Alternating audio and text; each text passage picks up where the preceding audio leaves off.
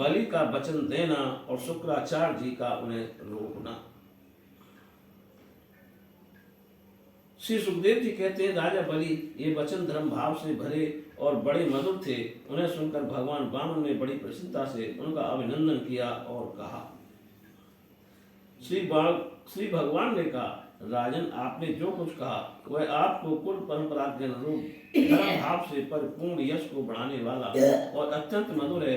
क्यों ना हो, परलोक हितकारी धर्म के संबंध में आप भृगुपुत्र शुक्राचार्य को परम प्रमाण मानते हैं, साथ ही अपने कुल पिता में परम शांत प्रहलाद जी की आज्ञा भी तो आप मानते हैं। आपकी परंपरा में कोई धैर्यहीन अथवा कृपण पुरुष कभी हुआ ही नहीं। ऐसा भी कोई नहीं हुआ जिसने ब्राह्मण को कभी दान न दिया हो अथवा जो एक बार किसी को कुछ देने की प्रतिज्ञा करके बाद में मुकर गया हो। दान के अवसर पर याचकों की याचना सुनकर और युद्ध के अवसर पर शत्रु के ललकारने पर उनकी ओर से मुंह मोड़ लेने वाला कायर आपके वंश में कोई भी नहीं हुआ। क्यों ना हो, आपकी कुल परंपरा में प्रहलाद अपने निर्मल यश से वैसे ही शोभायमान होते हैं जैसे आकाश में चंद्रमा। आपके कुल में ही हिरण्यक के जैसे वीर का जन्म हुआ था। वह वीर जब हाथ में गदा लेकर अकेला ही दिग्विजय के लिए निकला, तब सारी पृथ्वी में घूमने पर भी उसे अपनी जोड़ का कोई वीर न मिला। तब विष्णु भगवान जल में से पृथ्वी का उद्धार कर रहे थे। तब वह उनके सामने आया और बड़ी कठिनाई से उन्होंने उस पर विजय प्राप्त की। परंतु उसके बाद बहुत बाद भी उन्हें बार बार हिरण्यक की शक्ति और बल का स्मरण हो आया करता था और आज उसे जीत लेने पर भी अपने को विजयी नहीं समझते थे। जब हिरण्यक के भाई हिरण्यकशिपु को उसके वध का वृत्तांत मालूम हुआ, तब वह अपने भाई का वध करने वाले मार डालने के लिए क्रोध करके भगवान के निवास स्थान वैकुंठ धाम में पहुंचा। विष्णु भगवान माया रचने वालों में सबसे बड़े हैं और समय को खूब पहचानते हैं। तब उन्होंने देखा कि हिरण्यकशिपु को हाथ में सूल लेकर काल की भांति मेरे ऊपर धावा कर रहा है। तब उन्होंने विचार किया, जैसे संसार के प्राणियों के पीछे मृत्यु लगी रहती है, वैसे ही मैं जहाँ जहाँ जाऊंगा वहीं यह मेरा पीछा करेगा। इसलिए मैं इसके हृदय में प्रवेश कर जाऊं जिससे यह मुझे ना देख सके, क्योंकि यह तो भयमुखी है, बाहर की वस्तुएं भी देखता है। असुर शिरोमणि, जिस समय हिरण्यकशिपु उन पर झपट रहा था, उसी समय ऐसा निश्चय करके डर से कांपते हुए विष्णु भगवान ने अपने शरीर को शुक्र बना लिया। उसके प्राणों के द्वारा नासिकाओं में से होकर हृदय में जा बैठे।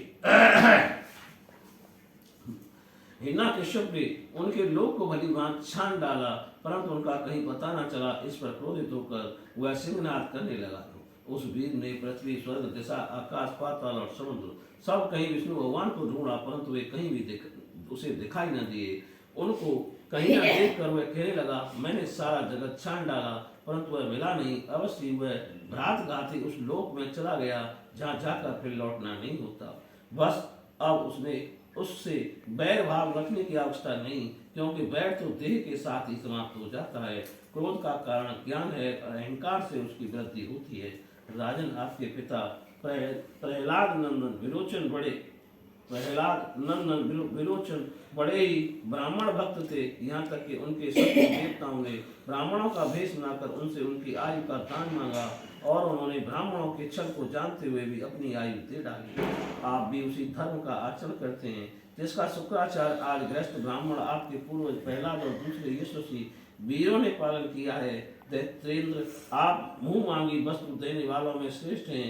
इसी से मैं आपसे थोड़ी सी पृथ्वी केवल अपने पैरों से 3 डग मांगता हूँ।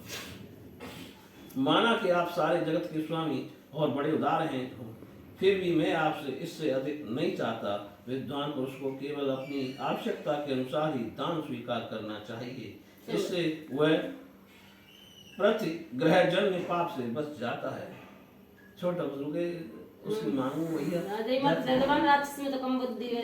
राजा बलि ने कहा, ब्राह्मण कुमार, तुम्हारी बातों तो वृद्धों जैसी हैं, परंतु तुम्हारी बुद्धि अभी बच्चों की सी है। अभी तुम हो भी तो बालक ही ना, बालक समझो। इसी से अपना हानि लाभ नहीं समझ रहे हो।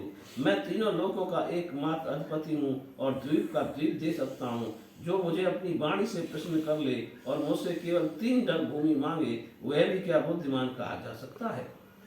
ब्रह्मचारी जी, जो एक बार कुछ मांगने के लिए मेरे पास आ गया, उसे फिर कभी किसी से कुछ मांगने की आवश्यकता नहीं पड़नी चाहिए। अतः अपनी जीविका चलाने के लिए तुम्हें जितनी भूमि की आवश्यकता हो उतनी मुझसे मांग लो। श्री भगवान ने कहा, राजन संसार के सब प्यारे क्यों, बेशक एक मनुष्य की कामनाओं को भी पूर्ण करने में समर्थ नहीं है यदि वह अपनी इंद्रियों को बस में रखने वाला संतोषी ना हो। जो 3 पग भूमि से संतोष नहीं कर लेता उसे 9 वर्षों से युक्त द्वीप भी दे दिया जाए तो भी वह संतुष्ट नहीं हो सकता, क्योंकि उसके मन में 7 द्वीप पाने की इच्छा बनी ही रहेगी।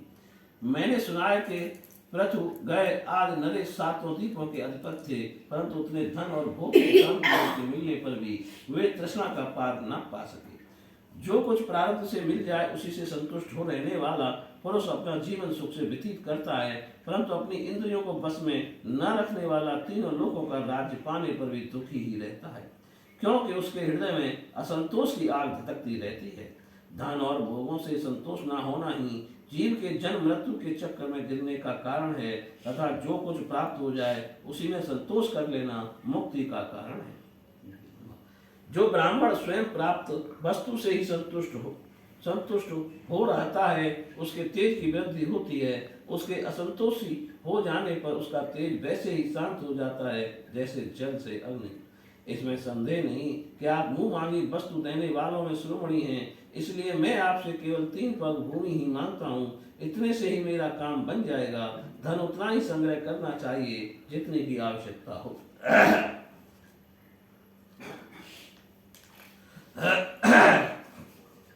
श्री सुखदेव जी कहते हैं, भगवान के इस प्रकार कहने पर राजा बलि हंस पड़े। उन्होंने कहा, अच्छी बात है, जितनी तुम्हारी इच्छा हो उतनी ही ले लो। यो कहकर बागवान भगवान को 3 पग पृथ्वी का संकल्प करने के लिए उन्होंने जल पात्र उठाया। शुक्राचार्य सब कुछ जानते थे, उनसे भगवान की ये लीला भी छिपी नहीं थी। उन्होंने राजा बलि को पृथ्वी देने के लिए तैयार देखकर उनसे कहा।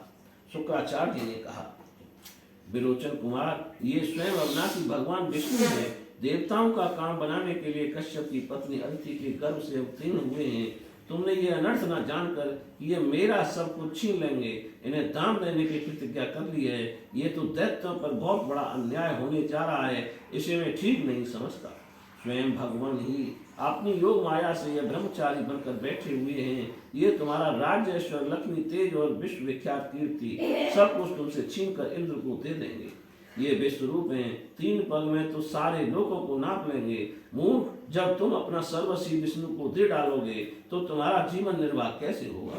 ये विश्व व्यापक भगवान एक पग में पृथ्वी और दूसरे में पग में स्वर्ग को नाप लेंगे। इनके विशाल शरीर से आकाश भर जाएगा, तब इनका तीसरा पग कहाँ जाएगा। तुम उसे पूरा न कर सकोगे। ऐसी दशा में समझता हूँ कि प्रतिज्ञा करके पूरा न कर पाने के कारण तुम्हें नरक में ही जाना पड़ेगा, क्योंकि तुम अपनी की हुई प्रतिज्ञा को पूर्ण करने में सर्वथा असमर्थ हो जाओगे। विद्वान पुरुष उस दान की प्रशंसा नहीं करते जिसके बाद जीवन निर्वाह के लिए कुछ बचे ही नहीं। जिसका जीवन निर्वाह ठीक ठीक चलता है वही संसार में दान, यज्ञ, तप और परोपकार कर्म कर सकता है। जो मनुष्य अपने धन को 5 भागों में बांट देता है, कुछ धर्म के लिए, कुछ यश के लिए, कुछ धन की अभिवृद्धि के लिए, कुछ भोगों के लिए और कुछ अपने स्वजनों के लिए, वही इस लोक और परलोक दोनों में ही पाता है। असुर शिरोमणि, यदि तुम्हें अपनी प्रतिज्ञा टूट जाने की चिंता हो तो मैं इस विषय में तुम्हें कुछ ऋग्वेद की ऋतुओं का आश्रय चुनाता हूँ। तुम सुनो। ऋतु कहती है, किसी को कुछ देने की बात स्वीकार कर लेना सत्य है और नकार जाना अर्थात अस्वीकार कर देना असत्य है।